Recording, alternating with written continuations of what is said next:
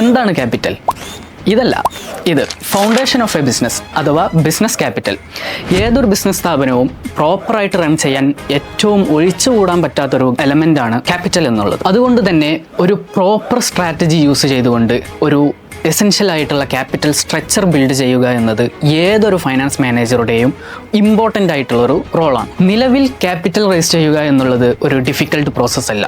But അത് എങ്ങനെ, എവിടുന്ന്, എത്രത്തോളം റൈസ് ചെയ്യണം എന്നുള്ളതാണ് സ്ട്രാറ്റജി. മേജറായിട്ട് ക്യാപിറ്റൽ അക്വയർ ചെയ്യുന്നത് 2 സോഴ്സുകളിൽ നിന്നാണ്, അതായത് ഇക്വിറ്റി ആൻഡ് ഡെറ്റ്. ഇത് രണ്ടിനും അതിൻ്റേതായിട്ടുള്ള പോസിറ്റീവ് ആൻഡ് നെഗറ്റീവ് സൈഡ്സുകളുണ്ട്. ഇക്വിറ്റി കൂടുതലായിട്ട് യൂസ് ചെയ്യുന്ന ഏതൊരു ഓർഗനൈസേഷനും ഫേസ് ചെയ്യുന്ന ഒരു റിസ്കി ഫാക്ടറാണ് അവരുടെ ഗ്രോത്ത് സ്ലോ ഡൗൺ ആവുക എന്നുള്ളതും അതുപോലെ തന്നെ ഓണർഷിപ്പ് സബ്ഡിവൈഡ് ചെയ്യുക എന്നുള്ളതും. ബട്ട് ഇതിൽ നിന്നുള്ള പ്രോഫിറ്റ് ഈ ഇക്വിറ്റി ഷെയർ ഹോൾഡേഴ്സിന് തന്നെ എൻറ്റയർലി സബ്ഡിവൈഡ് ചെയ്തെടുക്കാവുന്നതാണ്. ഡെറ്റ് കൂടുതലായിട്ട് യൂസ് ചെയ്യുന്ന ഏതൊരു ഓർഗനൈസേഷനും അതിൻ്റെ ഒരു പെർസെൻറ്റേജ് ഇൻട്രസ്റ്റ് ആയിട്ട് കൊടുക്കേണ്ടതുണ്ട്.